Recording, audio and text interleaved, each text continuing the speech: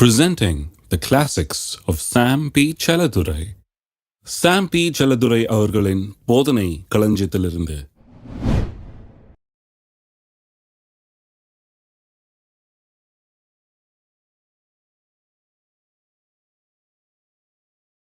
ஆளும்படியாகவே நாம் உண்டாக்கப்பட்டிருக்கிறோம். இந்த ஆளுகிறத பற்றி தான் இப்போ கொஞ்சம் பேசலான் இருக்கிறேன். மனுஷன் பேசக்கூடிய தன்மை உள்ளவன், யோசித்து பர்பஸ்ஃபுல்லா நோக்கத்தோடு பேசி ஒன்றை உண்டாக்கக்கூடிய சக்தி உள்ளவன். கடவுள் எப்படியோ அப்படிதான் மனுஷனும், வார்த்தையினால் எல்லாத்தையும் உண்டாக்குனார், மனுஷனும் அப்படிப்பட்டவன். அப்போ ஆளுகிறதும் எப்படி நடக்குது?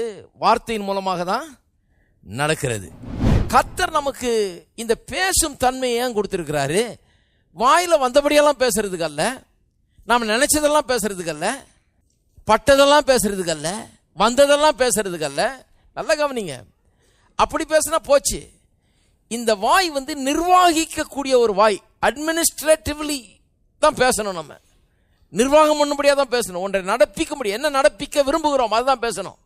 வந்துருச்சுங்க, அது வாயில வந்துருச்சு எனக்கு அப்படின்னு சொல்லக்கூடாது. இல்லை, என்ன நம்ம பேச, என்ன கட்டளை கொடுக்க விரும்புகிறோம், என்ன நடப்பிக்க விரும்புகிறோம், என்ன நடக்கணும்னு விரும்புகிறோம், இந்த சூழ்நிலையில் என்ன உண்டாக வேண்டும் என்று விரும்புகிறோம், அப்படித்தான் நாம் பேச வேண்டும். அப்போ ஆளுகை எங்கே இருக்குது? சொல்லுல தான் இருக்குது. அடுத்த ஸ்டெப்புக்கு போவோம். திருப்பவும் ரோமர்கள் நிருபம் 8ஆம் அதிகாரத்துக்கு போவோம். இந்த ஆளுகை செய்வதில் சில பிரச்சனைகள் வந்துடுது. சிலருக்கு ஆளுகை செய்ய முடியல. அது ஏன்னு இன்னைக்கு காண்பிக்க நான் இருக்கிறேன். அதில் தான் கொஞ்சம் கவனம் செலுத்தலான் இருக்கிறேன். ஏன்னா இதெல்லாம் கொஞ்சம் பேச வேண்டியது இருக்குது. அவருடைய ஆளுகையை கெடுக்கிறது என்ன, ஆளுகை செய்யாமற் பண்ணுகிறது என்ன, கொஞ்சம் பார்ப்போம். இதை ரோமர் 8ஆம் அதிகாரம் 1. ஆனபடினால் கிறிஸ்து இயேசுவுக்கு உட்பட்டவர்களாயிருந்து மாம்சத்தின்படி நடவாமல் ஆவியின்படியே நடக்கிறவர்களுக்கு ஆக்கினை தீர்ப்பு இல்லை. எல்லாம் சொல்லுங்க, ஆக்கினை தீர்ப்பு இல்லை. ஆக்கினை தீர்ப்பு என்கிற வார்த்தைக்கு ஆங்கிலத்திலே காண்டம்னேஷன் என்கிற வார்த்தை உபயோகப்படுத்தப்பட்டிருக்கிறது. எல்லாருக்கும் அந்த அளவுக்கு இங்கிலீஷ் தெரியும்னு நினைக்கிறேன். இங்கே இருக்கவங்களுக்கெல்லாம் காண்டம்னேஷன் சொன்னால் ஒருத்தர் குற்றப்படுத்துவது. நீ பாவி, நீ பாவி, நீ பாவின்னு சொல்லி குற்றப்படுத்தி, குற்ற உணர்வை ஏற்படுத்தி, அவர்களை ரொம்ப தாழ்ந்தவர்கள் மாதிரி, ஒன்றும் உபயோகம் இல்லாதவர்கள் மாதிரி, குற்றமுள்ளவர்களாக மாதிரி அவர்களை நினைக்க வைத்து, அவர்களை எண்ண வைத்து, அந்த உணர்வை அவர்களுக்குள்ள ஊட்டுவது. அதுதான் காண்டம்னேஷன். என்ன சொல்லியிருக்குது? கிறிஸ்து இயேசுவுக்கு உட்பட்டவர்களுக்கு ஆக்கினை தீர்ப்பு இல்லை. கிறிஸ்து இயேசுவுக்கு உட்பட்டவர்களாக இருந்து மாம்சத்தின்படி நடவாமல் ஆவியின்படியே நடக்கிறவர்களுக்கு ஆக்கினை தீர்ப்பு இல்லை. இதை தான் கவர் பண்ண போகிறோம் கொஞ்சம்.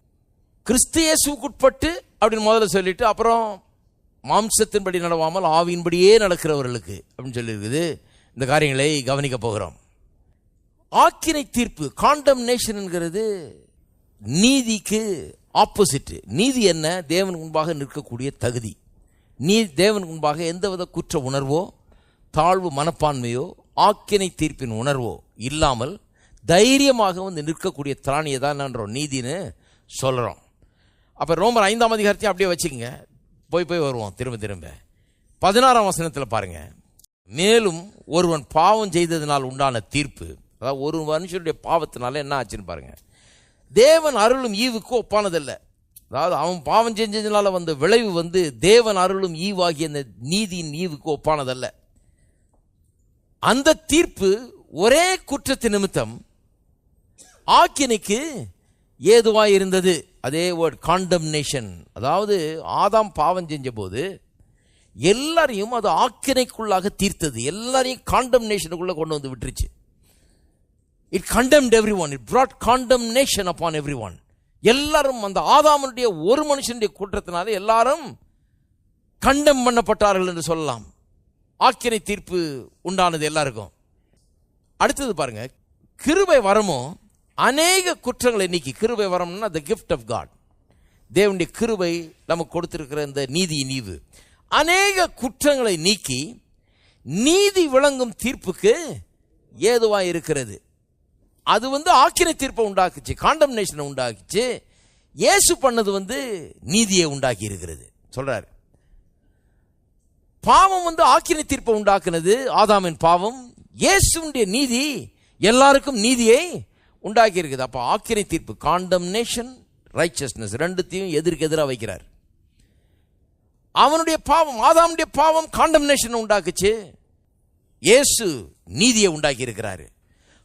பாவம் காண்டம்னேஷனை உண்டாக்குச்சு, இயேசு நீதியை உண்டாக்கி இருக்கிறார் என்று சொல்லுகிறார்.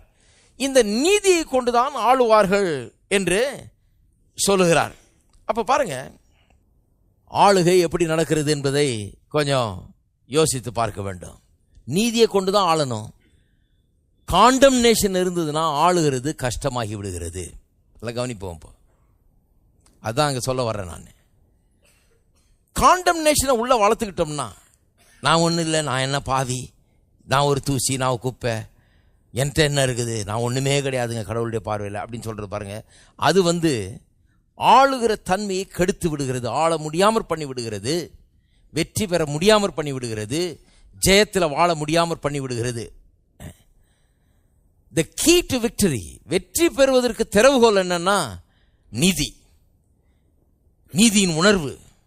நான் கடவுளுக்கு முன்னால் போக முடியும், நிற்க முடியும், நான் பாவி இல்லை, தேவனுடைய பிள்ளை, என்னுடைய விண்ணப்பங்கள் எல்லாம் அவர் கேட்கிறாரு, அவர் பதில் அளிக்கிறாரு, எனக்கு எல்லாவற்றையும் செய்வார் என்கிற தைரியம் இருக்குது பாருங்க. அதுதான் வெற்றியை கொண்டு வருது. நான் பாவின்னு நினைக்கும் போது அது அந்த வெற்றிக்கு வழிவகுக்க முடியாமல் போய்விடுகிறது, வெற்றி வரவே முடியாது. அப்ப பிசாசானவன் என்ன பண்றான், காண்டம்னேஷனை எப்படியாவது கொண்டு வரணும்னு பார்க்கறான் நமக்குள்ள. நம்ம வெற்றி வாழ்க்கையை கெடுக்கணும்னா அவனுக்கே தெரியும், உண்மையிலேயே சொல்ல போனா அவனால ஒன்றும் செய்ய முடியாது. அப்படிப்பட்ட ஒரு பெரிய வல்லமை கிடையாது. நம்மளை பிடிச்சி கழுத்தை பிடிச்சி இதா வா காண்டம்னேஷன் அப்படின்னு ஒன்று கொடுத்துட முடியாது நமக்கு. அவன் எப்படி காண்டம்னேஷனை கொடுக்குறான்னு சொன்னா, காண்டம்னேஷனை பேசும்படியாக பண்ணி விடுகிறான். நான் பாவி, நான் ஒன்றும் இல்லை. காண்டம்னேஷனை கேட்கும்படியாக பண்ணிடுறான். காண்டம்னேஷன் பிரசங்கம், காண்டம்னேஷன் பாட்டு, காண்டம்னேஷன் சாட்சி எல்லாத்தையும் கேட்டு கேட்டு. அப்ப பாருங்க, வாழ்க்கையில வெற்றியே இல்லை பாருங்க. எங்களுக்கு எல்லாம் அன்னைக்கு என்ன பிரச்சனைன்னா, இந்த வெற்றிகரமா ஒரு கிறிஸ்தவ வாழ்க்கையை வாழ்ந்துட முடியாது.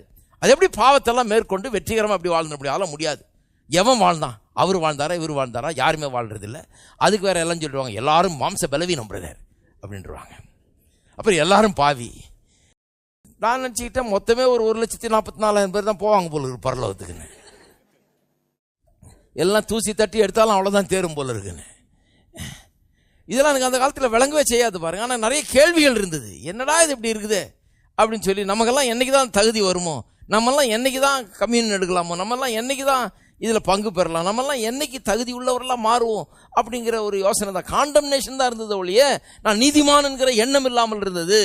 ஏன்னா எங்கே பார்த்தாலும் அதுதான் வருது, அதுதான் வந்துக்கிட்டு இருக்குது. அதுதான் பிரச்சனை பாருங்க. அதை வர வச்சுட்டு பிசாசு என்ன பண்ணுறான், நம்மளை காண்டம்னேஷனை பேச வச்சிடறான். நான் பாவி.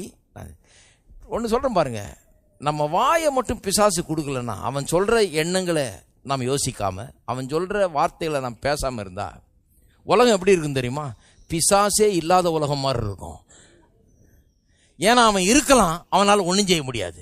நம்ம வாயை மட்டும் அவனுக்கு கொடுக்காம அவனால் ஒன்றுமே செய்ய முடியாது பாருங்க. அவன் தத்திக்கனத்தம் போடலாம், அவன் வாழை வச்சு ஆட்டி சுற்றி சுற்றி வரலாம், அவனால் ஒன்றும் செய்ய முடியாது. நம்ம வாயை எப்போ கொடுப்போன்னு பார்த்துட்டு இருக்கான். நரக அக்கினியினால் கொளுத்தப்படுகிறது என்று யாக்கோபு 3ஆம் அதிகாரம் சொல்லுது. அவன் கொளுத்துறான் பாருங்க. நாக்க கொளுத்துனா தெரியும் அவனுக்கு, நாக்க கொளுத்திட்டு வேடிக்கை பார்க்கறான். பத்திக்கிச்சுன்னு அவனுக்கு தெரியும், பத்திக்கிச்சுன்னா நல்லா எரியும், பரவும் அந்த தீ. ஒரு ஆளுக்கு பற்ற வச்சு அவரை முன்னால் நிற்க வச்சு நான் பாவி பாவின்னு பிரதான பாவின்னு அது எல்லாரும் மேலேயும் பத்திக்குன்னு தெரியும் அவனுக்கு. பற்ற வச்சுட்டு வேடிக்கை பார்த்துட்டு இருக்கான். எல்லா கிறிஸ்தவங்களும் உட்காந்து நானும் பாவி, அவரே பாவினா நான் எவ்வளோ பெரிய பாவி அப்படின்னு உட்காந்து யோசிக்கும் போது பிசாசுக்கு ரொம்ப பெரிய சந்தோஷமாயிடுது. இப்போ எல்லார் வாயிலையும் அது வருது, நான் பாவி பாவி பாவி பாவி பாவின்னு எல்லாம் பாவி பாட்டை பாட்டு போடுறாங்க. அவனுக்கு ரொம்ப சந்தோஷம். ஏன்னா இனிமே அவனுக்கு வேலை செய்ய வேண்டியதில்லை, அவன் வெக்கேஷனுக்கு போயிடலாம் பேசாம. இவங்களே அவன் வேலையை செஞ்சு முடிச்சிருவாங்க. அவனுடைய தோல்வியை கொண்டு வந்துருவாங்க, அவனுடைய எல்லா விதமான பாவத்தையும் தங்க வாழ்க்கைக்குள்ள கொண்டு வந்துருவாங்க. ஏன்னா வாயை கொடுத்துட்டாங்க. அப்ப வாழ்க்கை அவங்க கையில மாட்டிக்கிச்சுன்னு அர்த்தம். இருக்கீங்களா? வாயை கொடுக்காம இருந்து பாருங்க, அவன் ததிக்கனத்தம் போட்டாலும் உங்களை ஒண்ணுமே செய்ய முடியாது. அவ்வளவு பெரிய வல்லமை கிடையாது. அவன் வாயை ஈல்டு பண்ணீங்கன்னா வாழ்க்கையை ஈல்டு பண்ண மாதிரி ஆயிடுச்சு. வாயை ஈல்டு பண்ணலன்னா வாழ்க்கை உங்க கையில இருக்குது. சொல் தவறாதவனால் அவன் பூரண புருஷனா இருக்கிறான். அதனுடைய அர்த்தம் அதுதான். இருக்கீங்களா? அப்ப அவ்வளவு பவர் இருக்குது அந்த வார்த்தைகள்ல. அப்ப பிசாசு வாயை எப்போ பிடுங்கலான்னு பார்த்துட்டு இருக்கிறான், வார்த்தைகளை எப்போ நுழைக்கலான்னு பார்க்கலாம் நம்ம வாயுள்ள. அதன் மூலமாக காண்டம்னேஷனை உண்டு பண்ணி, ஆக்கினை தீர்ப்பை உண்டு பண்ணி, நம்மளை ஒன்றும் இல்லாதவர்கள் போல ஃபீல் பண்ண வச்சு இயேசு நமக்காக மரித்து ரத்தம் சிந்தி பாவத்தெல்லாம் சுமந்து தீர்த்திருந்த போதும் ஒன்றுமே நடக்காது போல நம்ம பேச ஆரம்பிச்சிடறோம். நான் பாவி, நான் என்னதான் இருந்தாலும் நான் ஒரு தூசிக்கு சமானம் அப்படின்னு பேச ஆரம்பிச்சிடுறோம். அது பரலோகத்துக்கு ஒரு பெரிய இன்சல்ட் மாதிரி இருக்குது. நம்ம சொல்கிறது இயேசு செஞ்சதுக்கே ஒன்றும் அர்த்தம் இல்லாமல் போகிறது, அவமரியாதை மாதிரி இருக்குது. அவர் அங்கேருந்து சிலுவையில் மறித்து கிழக்குக்கும் மேற்குக்கும் எவ்வளோ தூரமோ அவ்வளோ தூரம் அகற்றி போடுறேன்றாரு. கடல் ஆழத்தில் கொண்டு போய் போடுறேன்றாரு. இனி அதை நினைவு கூறுவதில்லைன்னு சொல்கிறாரு. நாம் அதை நினைவு கூர்ந்துக்கிட்டு நாம் பாவின்னு சொல்லிட்டு இருக்கிறோமே. பிசாசு பாருங்க, நிறைய நேரத்தில் என்ன பண்ணுறான், நம்ம செய்கிற சின்ன தவறுகள், சின்ன பாவங்கள் இதெல்லாம் எடுத்து அதை வச்சு தான் வளர்க்குறான் பாருங்க.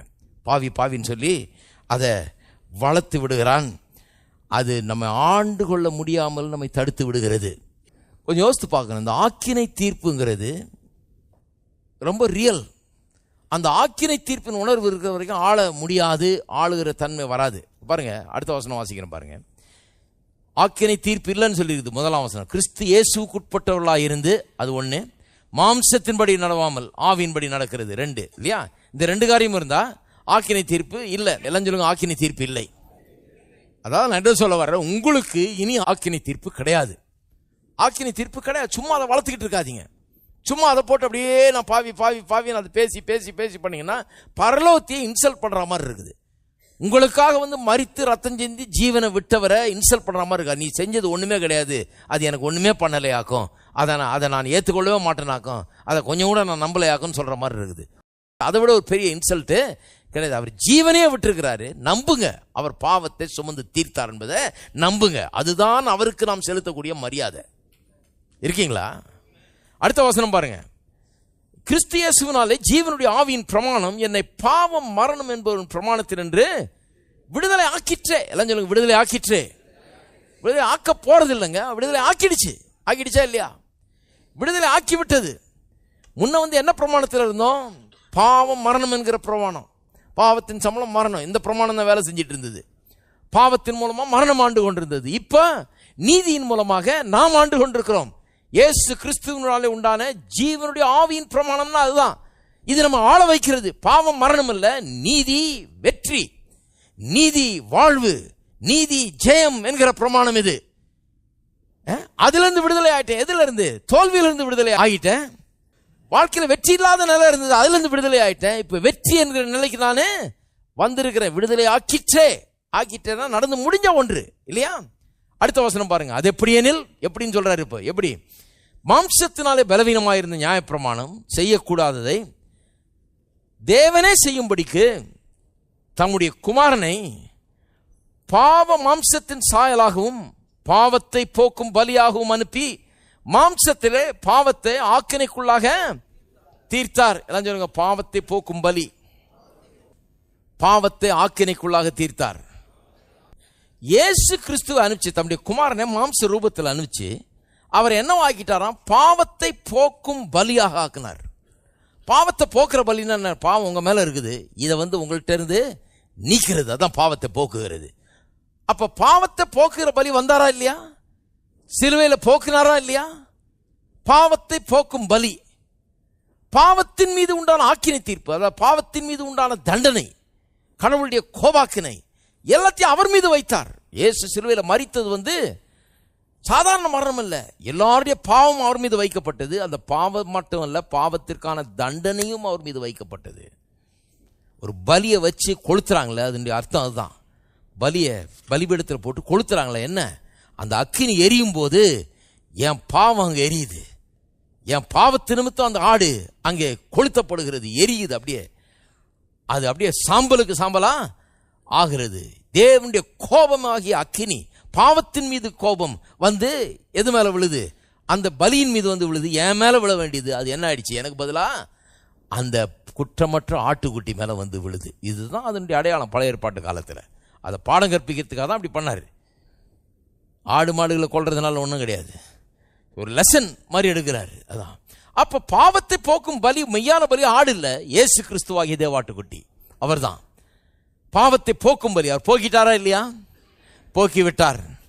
பாவத்திற்குரிய ஆக்கினை தீர்ப்பு அவர் ஏற்றுக்கொண்டாரா இல்லையா? ஏற்றுக்கொண்டார். சிலுவையில் என்னைக்கு தொங்கினாரோ, ஜீவனை விட்டாரோ, அன்றைக்கு அந்த பாவத்துக்குரிய ஆக்கினை தீர்ப்பை அவர் ஏற்றுக்கொண்டார். அவர் மீது அந்த ஆக்கினை விழுந்தது. அதுதாங்க சிலுவை. அதுதான் சிலுவை மரணம்னு சொல்லுகிறோம். இது நடந்தது, இது நடந்து முடிஞ்சிருக்குதுங்க. நான் என்ன சொல்லணும், இப்போ அவர் அவ்வளவு செஞ்சிருக்கிறதுனால இனி பாவம் என் மீது இருக்கிறதாக நான் பாவி என்று நான் இனி ஒருபோதும் பேசுவது கிடையாது. அதுதான் மரியாதை. இருக்கீங்களா? இனி நான் என்ன பாவின்னு சொல்லிட்டு இருந்தேன்னா அவர் செஞ்சதனுடைய இதுக்கு எனக்கு கொஞ்சம் கூட நான் மரியாதை செலுத்தலைன்னு அர்த்தம். அவர் பாவத்தை போக்கும் பலிங்கிறது வேதம் சொல்லுது, கடவுள் சொல்றாரு, நான் அதை அங்கீகரிக்கலன்னு அர்த்தம், நான் அதை ஏற்றுக்கொள்ளலன்னு அர்த்தம். அவர் பலியானார், எனக்காக பாவத்தை போக்கும் பலியானார். நான் என்ன சொல்லணும்? அவர் பாவத்தை போக்கிட்டார். என்னுடைய பாவத்தினுடைய தண்டனை என் மீது அல்ல, அவர் மீது விழுந்தது. என்னுடைய பாவம் என் மீது இல்லை, அவர் மீது வந்தது. அவருடைய நீதி இப்ப யார் மேல வந்துருச்சு? என் மீது வந்து விட்டது. இதனுடைய அர்த்தம் என்ன? இன்றைக்கு மனிதனுக்கு பாவ பிரச்சனை கிடையாது. மனுஷன் இன்னைக்கு நரகத்துக்கு போனா அது பாவத்தினால போலாம, இந்த பாவத்திற்கு தேவன் ஏற்படுத்தி இருக்கிற பரிகாரத்தை ஏற்றுக்கொள்ளாதனால போறான். யோவான் 16ஆம் அதிகாரத்தில் ஒரு வசனம் வருது பாருங்க. பரிசுத்த ஆவியானவர் வரும்போது பாவத்தை குறித்து, நீதியை குறித்து, நியாய தீர்ப்பை குறித்து கண்டித்து உணர்த்துவார் அப்படின்னு இருக்கு இல்லையா?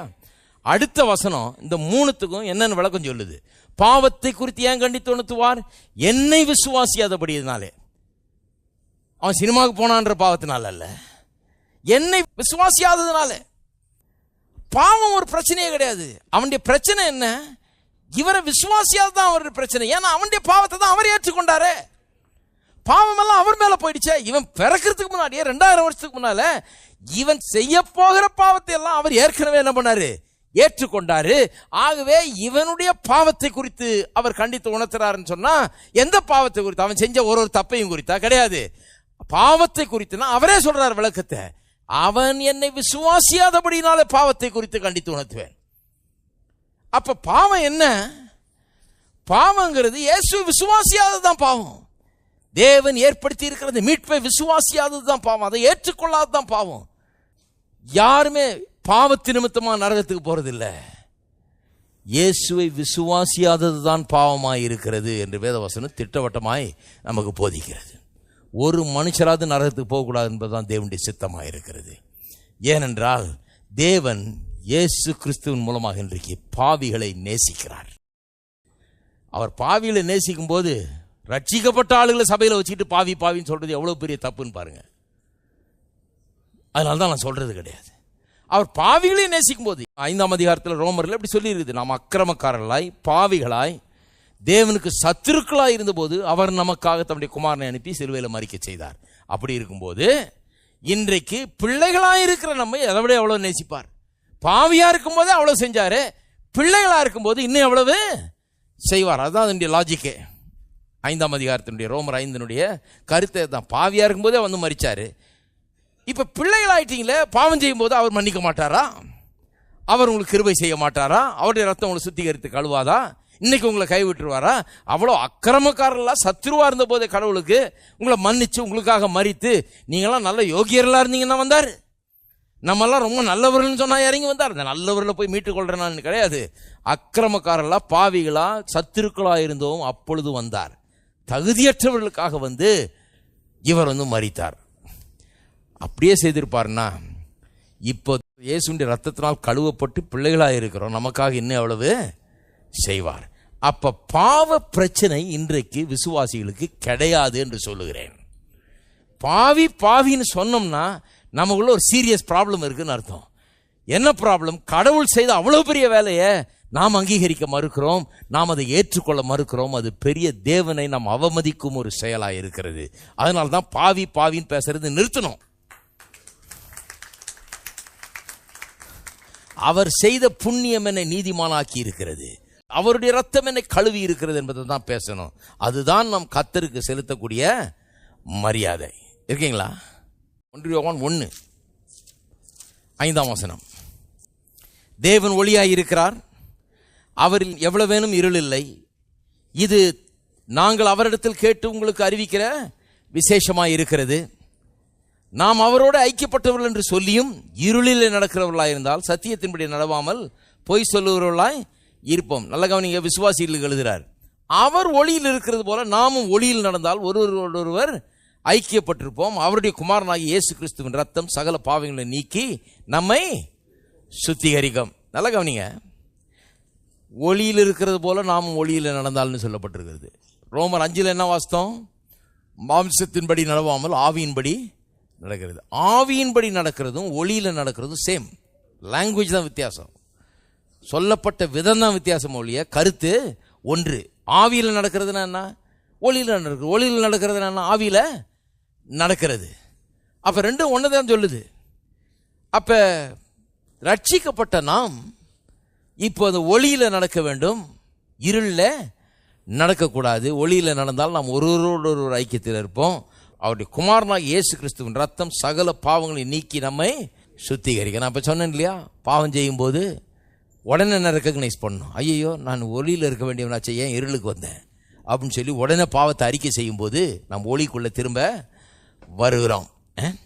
இது ரொம்ப முக்கியம் பாருங்க. அப்போ ஆக்கினை தீர்ப்பு இல்லாமல் அல்லது காண்டம்னேஷன் இல்லாமல் வாழ்கிறதுக்கு வழியை பார்க்கணும். அது எப்படி? ஒளியில் நடக்க வேண்டும். ஒளியிலே நடந்துகிட்டு இருந்தோம்னா காண்டம்னேஷன் இருக்காது. பாவத்தை விட்டு விலகி ஒளியில் வாழ்ந்து கொண்டிருந்தால் காண்டம்னேஷன் இருக்காது. பாவம் செய்யும் போது ஆண்டவர்கிட்ட உடனடியாக வந்து அதை அறிக்கை செய்து நம்முடைய ஒளியை மெயின்டைன் பண்ணால் அங்கே காண்டம்னேஷனே இருக்காது. காண்டம்னேஷனே இல்லாமல் இருக்கிறது அவசியம். ஏனென்று சொன்னால் அந்த ஆக்கினை தீர்ப்பு நம்மை ஜெயம் பெற விடாமல் தடுத்து விடுகிறது. அதனால காண்டம்னேஷனுக்கு இடம் கொடுக்கக்கூடாது. பாருங்க, பிசாசுக்கு இடமே கொடுக்கக்கூடாது. அவன் எப்படியாவது கண்டம் பண்ணணும்னு தான் பார்க்குறான், எப்படியாவது பாவின்னு சொல்ல வைக்கிறது தான் பார்க்குறான், எப்படியாவது பாவின்னு நம்ம நம்ப வைக்கிறது தான் பார்க்குறான். கொஞ்சம் பாவம் வந்த உடனே, நம்ம பாவத்துக்கு இடம் கொடுத்த உடனே நம்ம நம்புறதுக்கு ஈஸி ஆகிடுது. ஆமாம் நான் பாவி தான் பிரதர், என்ன பண்ண நேற்று கூட இப்படி பண்ணிட்டேன் அப்படிங்கிறோம். அதனால ஒளியிலே நடப்பது அவசியம். ஏன்னா காண்டம்னேஷன் வந்துருச்சுன்னா வெற்றி வர முடியாது. ஆக்கினை தீர்ப்பு உணர்வு வந்துருச்சுன்னா, நான் பாவின்ற உணர்வு வந்துருச்சுன்னா, தப்பு செஞ்சதன் மூலமாகவோ அல்லது தவறான போதனையின் மூலமாகவோ அப்படிப்பட்ட உணர்வு வருமானால் வெற்றி உண்டாக முடியாது. வெற்றியை அது தடுக்கிறது.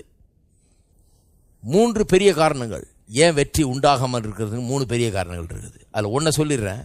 ஒரு காரணம் என்ன? இயேசு மெய்யாகவே சிலுவையிலே நம்முடைய பாவங்களை சுமந்து தீர்த்தார், பாவத்தை போக்கும் பலி அவர் போக்கிவிட்டார் என்கிறத அநேக விசுவாசிகள் நம்புகிறது கிடையாது. பைபிளில் இருக்குது, வாசித்திருக்கிறாங்க, ஏதோ சில பிரசங்கங்கள் அங்கே கேட்டிருக்காங்க. உண்மையாகவே அது உண்மை என்பது போல இவர்கள் நடந்து கொள்வது கிடையாது. ஆகவே இந்த நீதியின் ஈவை இவர்கள் பெற்றுக்கொள்வது கிடையாது. இது கர்த்தர் எனக்கு வெகுமதியாக தர்றார், ஒரு கிஃப்டாக தர்றார் என்று சொல்லி அதை ரெடியாக ஏற்றுக்கொள்வது கிடையாது. சிலர் பார்த்துருக்கீங்களா, கொண்டு போய் அவங்களுக்கு ஒரு நல்ல ஒரு கிஃப்டை வேணாங்க எனக்கு தான் நான் அது கொஞ்சம் கூட தகுதியே கிடையாதுங்க அப்படிம்பாங்க இல்லையா? பார்த்துருக்கீங்களா? நிறைய கிறிஸ்தவங்க அப்படி தான். கர்த்தர் இன்னைக்கு நீதியை ஒரு பாக்கெட்டில் போட்டு கொண்டாந்தாருன்னா, எல்லாருக்கும் நீதி என்கிற ஈவை தரப்போகிறேன்னா எல்லாம் அப்படி தான் பார்ப்பாங்க. யாருக்கோ தரப்போகிறா, அது அங்கே இருக்கிறவருக்கு தருவார், அந்த சகோதரிக்கு தருவார், இந்த சகோதரி நமக்கெல்லாம் இங்கே கிடைக்க போகுது அப்படி தான் வச்சுப்பாங்க. நீங்கள் வான்னு கூப்பிட்டான்னு வச்சுக்கோங்க, ஐயோ வேணாம் ஆண்டவரே, நான் அவ்வளோ பெரிய ஆள்லாம் கிடையாது, ரொம்ப தாழ்மையாயிடுவாங்க திடீர்னு. எனக்கு இதெல்லாம் வேண்டாம் ஆண்டவரே. எங்கேருந்து வருது? அது எங்கேருந்து வருதுன்னா, மெய்யாகவே பாவம் போக்கப்பட்டு விட்டது என்கிறத அப்படி அவங்க நம்புறது கிடையாது. பைபிளை வாசிக்கும்போது எப்போவுமே நான் சொல்கிற மாதிரி என்னுடைய பாலிசி எப்படி இருக்கணும், என்ன சொல்லுதோ வேதம் அது உண்மை என்பது போல நடந்து கொள்ள வேணும். பாவத்தை போக்கும் பலின்னு சொல்றதுனால பாவம் போக்கப்பட்டு விட்டது. போக்கப்பட்டு விட்டதுன்னா நான் இருக்கிறது மாதிரி பேச மாட்டேன் இனிமே அப்படிங்கிறது தீர்மானிக்கணும். இருக்கீங்களா? பாவம் போக்கும் பலின்னு சொல்லியிருக்கிறதுனால அந்த பலி வந்து செஞ்சு முடிச்சிட்டதுனால இனி நான் பாவி என்பதை நான் பேச போறது இல்லை. என் வாயை திறந்து நான் அதை பேச மாட்டேன். இதுல என்ன பிரச்சனைனா, சபை நிறைய பாவின் சாட்சியில் சொல்லி பாவின் பாட்டை பாடி பாவின் பிரசங்கம் பண்ணி அதெல்லாம் உறுதிப்படுத்தி வெளியே போகும்போது கன்ஃபார்ம்டு பாவிகளா போறோம். வரும்போது யோசிச்சுட்டு வந்தோம், ஒருவேளை நம்ம தகுதியற்ற பாவின்னு. உள்ள வந்தோன்னா கன்ஃபார்ம் ஆயிடுச்சு. 2 மணி நேரம் உள்ள உட்கார்ந்தது என்ன பண்ணிச்சு, அவ்வளோ பாதிச்சிருச்சு. இப்போ நான் பிரசங்கம் பண்ணி மாற்ற வேண்டியதாக இருக்குது. இப்போ நிறைய அப்படிப்பட்ட போதனைகளை கேட்டு அப்படிப்பட்ட பாடலில் பாடி இருக்கிறதுனால என்ன ஆயிடுது, பாவிங்கிறதுல நம்ம உறுதியாக இருக்கிறோம். ரொம்ப எதில் உறுதியாக இருக்கிறோமோ இல்லையோ, பாவின்றதுல எங்கேயா சில சபைகள்லாம் போய் பாருங்க, நான் பாவியிலும் பிரதான பாவி அப்படின்னு சொல்லி பாருங்க, ஆமேன். உடனே அது எதுக்கு ஆமேன் வருதோ இல்லையோ, இதுக்கு மட்டும் ஆமேன் வரும். பிரசங்கியா இருந்து நீ என்ன நினைச்சிட்டு இருக்கிற, மோட்சம் போவியா, எவ்வளவு பெரிய பாவி யோசித்து பார் அப்படின்னு சொன்ன உடனே கர்த்தாவே. ஏன்னா அவங்களுக்கு அது ரொம்ப பிடிக்குது. ஏன்னா அவங்களும் அதான் யோசிக்கிறாங்க, இவரும் அதை தான் சொல்கிறாரு. இப்போ நம்மளை பார்த்தா அவங்களுக்கு பிடிக்கல. ஏன்னு சொன்னால் இது என்ன ஒரு புதுசாக நம்ம சொல்கிறாரு, இதெல்லாம் நியாயமா, இது இப்படி நடந்துருமான்னு. நான் பைபிளில் இருக்கிறத சொல்கிறேன். பாவத்தை போக்கும் பலி வந்தாச்சு, பாவம் போக்கப்பட்டு விட்டது, பாவம் இப்போ என்னது இல்லை, நீதி என்னுடையதாயிடுது. தேவன் என்ன பார்க்கும்போது இயேசுவை பார்க்கறது போல பார்க்குறாரு. அவர் மூத்தவர், நான் இளையவன். நம்பர் தெரியல எத்தனாதுன்னு. அவர் ஃபர்ஸ்ட், நான் ஏதோ லிஸ்ட்டில் வர்றேன்.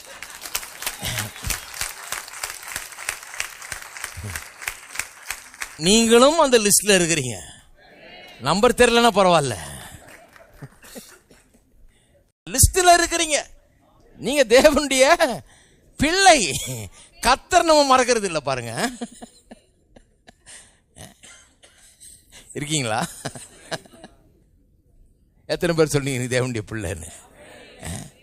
அப்ப ஒரு தீர்மானத்தை பண்ணுங்க. தேவனுடைய கிருபை வரமாகிய இந்த நீதியை பெற்றுக்கொள்ளுங்கள். Thank you Lord. என்னை நீதிமானாக்கினதுக்காக உமக்கு நன்றி. என் பாவத்தை போக்குனதுனால நன்றி. பாவம் என்னுடையதல்ல, இயேசுடைய நீதி என்னுடைய சொந்தமாக இருக்கிறது அப்படின்னு ஏற்றுக்கொள்ளுங்கள். ஏன்னா இது ஒரு பிரச்சனை. இதனால தான் காண்டம்னேஷன் உண்டாயிருக்குது, இதனால தான் வெற்றி இல்லாமல் இருக்குது நிறைய பேருக்கு. ஏனென்று சொன்னால் தாங்கள் நீதிமான் என்பதை அவர்கள் ஏற்றுக்கொள்வது கிடையாது, அதை ஒத்துக்கொள்வது கிடையாது, அதை தினந்தோறும் உறுதி செய்வது கிடையாது. இதை அறிக்கை செய்யுங்கள். நீங்கள் நீதிமான் என்பதை அறிக்கை செய்யுங்கள்.